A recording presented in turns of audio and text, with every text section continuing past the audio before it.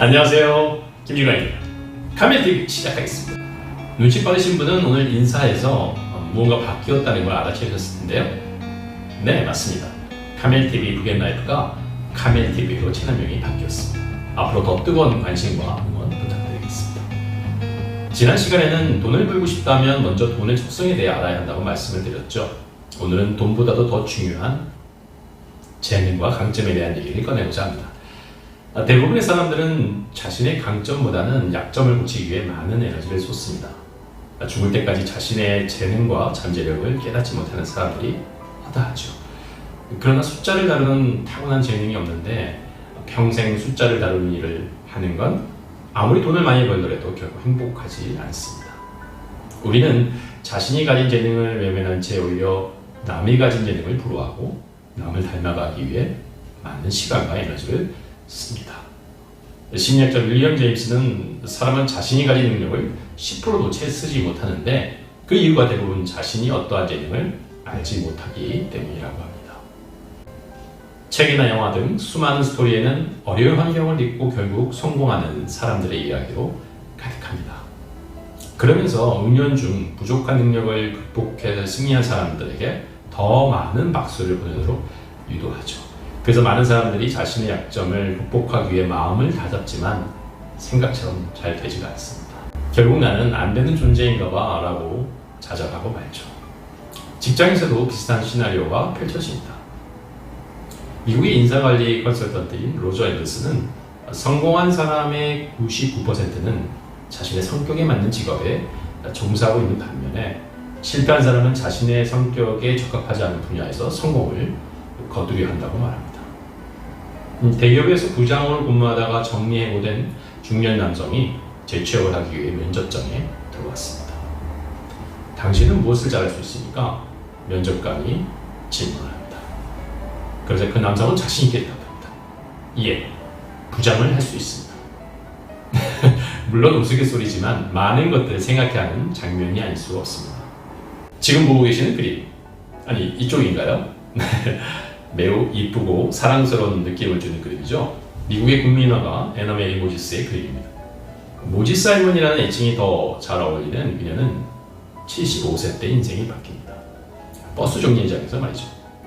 그때 자신도 몰랐던 재능을 우연히 발견하게 된 것입니다. 그녀는 버스를 기다리는 무료함을 달래기 위해서 펜을 꺼내 손이 가는 대로 그림을 그리기 시작했고요. 그것을 본 사람들은 입이 마르게 그녀의 그림 실력을 칭찬했습니다. 소문은 금세 퍼져나갔고 그녀는 그때부터 전업 화가의 길을 걷기 시작했죠. 그런데 여러분, 그녀의 재능이 70세가 넘어서 어느 날 갑자기 생긴 것일까요? 아마도 훨씬 이전부터 지니고 있었을 것입니다. 다만 자신의 그런 재주가 있었는지 몰랐을 뿐이죠. 그래서 능력은 지속해서 개발하는 것도 중요하지만 발견하는 것이 우선돼야 합니다. 해리포터의 작가 조앤 롤링, 여러 곳의 출판사에서 거절당했죠. 하지만 끝까지 포기하지 않고 세계적인 작가가 되었습니다. 그러나 그녀에게 글 쓰는 재능이 없었다면 아무리 많은 출판사 문을 두드렸다고 해도 아마 소용이 없었을 것입니다.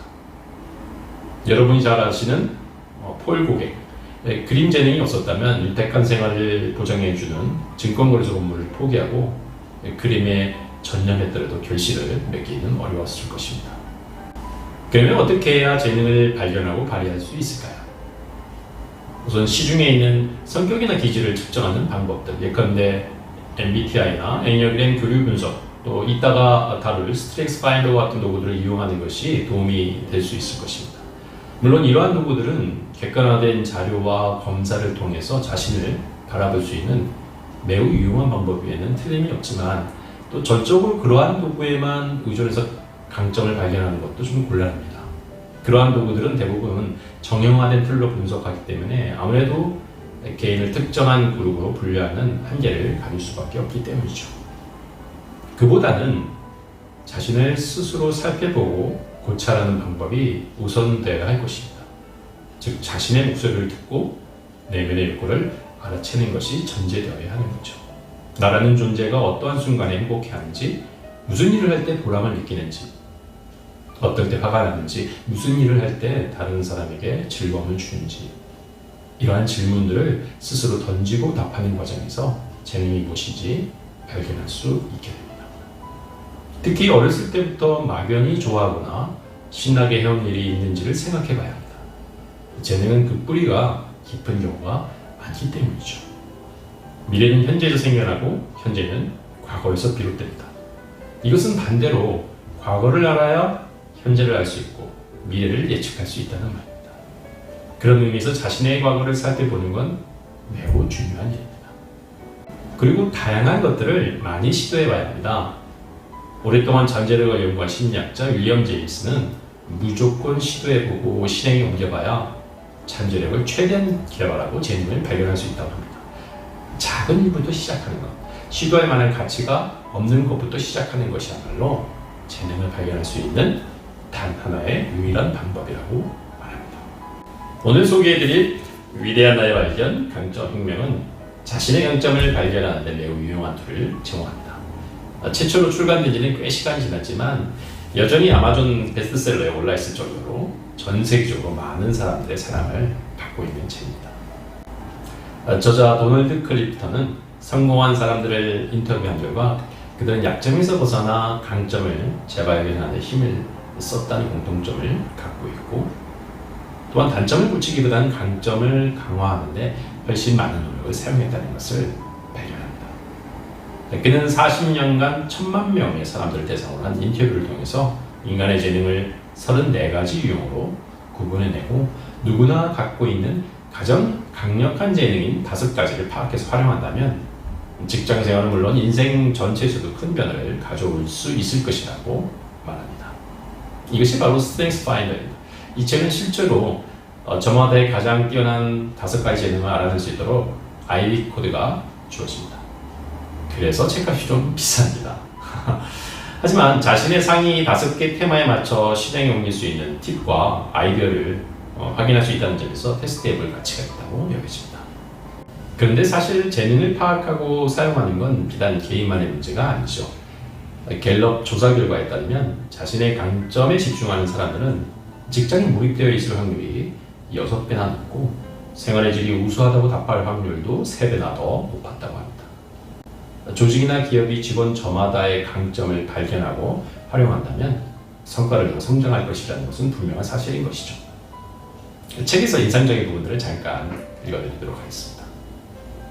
만약 당신이 크든 작든 어떤 조직의 리더를 맡고 있다면 자신의 강점을 명확하게 파악할 때 팀의 효율이 2배 이상 증가한다는 사실을 명심하라. 단지 자신의 강점을 알고 자각하는 것만으로 한 단계 높은 수준의 리더가 될 수 있다. 나아가 자신의 팀원이 가지고 있는 강점을 진단하고 토의함으로써 그들의 강점까지 이해할 수 있게 된다면 거기서 한 단계 업그레이드된 리더십을 발휘할 수 있다. 재능이 덜 강한 영역에서의 업무를 반드시 해야 하는지 자신에게 물어보자. 어쩔 수 없이 해당 업무를 처리해야 하는 경우에는 덜 강한 재능을 관리하고 업무를 차질 없이 진행할 수 있는 시스템을 준비해 약점을 보완할 수 있을 것이다. 또 한 가지 전략은 부족한 재능을 보완할 수 있는 사람과 협력하는 것이다. 사실 우리들 대부분은 자기 안에 있는 재능보다 자신에게 주어진 한계를 발견하고 받아들이는데 익숙합니다. 우리가 실패하는 이유는 재능이 없어서가 아니라 자신에게 어떠한 재능이 있는지 모른 채 살아가는 데 있는 것이죠. 천재는 1%의 영광과 99%의 노력으로 이루어진다라는 말. 물론 99%의 노력이 중요하다는 뜻이죠. 그러나 이는 한편으론 1%의 재능이 중요하다는 의미이기도 합니다. 따라서 그 1%의 재능을 찾기 위한 노력을 간과해서는 안 됩니다. 사실 천재적인 재능을 타고나지 못한 건 슬픈 일이 아닙니다. 재능을 찾지 않고 활용하지 못하는 것이야말로 슬픈 일입니다. 행복은 이미 나에게 주어진 재능 안에 있을 확률이 높기 때문이죠. 우리는 자기 자신이 능률이 더 채 자꾸만 남처럼 되고 싶어 합니다. 해답은 내 안에 있는데 빛이 비쳐서 잘 보이는 저 바깥 세상에 모든 해답이 있다고 생각합니다. 하지만 이 세상에 내 문제의 해답을 알고 있는 사람은 나 말고 아무도 없습니다. 오직 자신만이 해답의 열쇠를 쥐고 있습니다. 무언가를 이루고 싶다면 먼저 자신을 알아야 합니다. 다른 사람이 요구하는 가면을 벗어 던져야 합니다. 그때 비로소 다른 사람이 아닌 자신의 진정한 행복을 누릴 수 있게 됩니다. 그런 차원에서 자신이 가진 재능과 강점을 정확히 파고 발견하는 것이야말로 진정 행복을 누리는 지름길이 되는 것입니다. 네, 오늘은 여기서 작별해야 할 것 같습니다. 오늘 말씀드린 내용은 오는 11월 출간될 제 책에서 보다 자세히 접하실 수 있습니다. 다음에 또 다른 책과 인생 이야기로 찾아뵙겠습니다. 좋아요, 구독, 알림 설정 잊지 마시기 바라겠습니다. 이상 카멜TV였습니다. 감사합니다.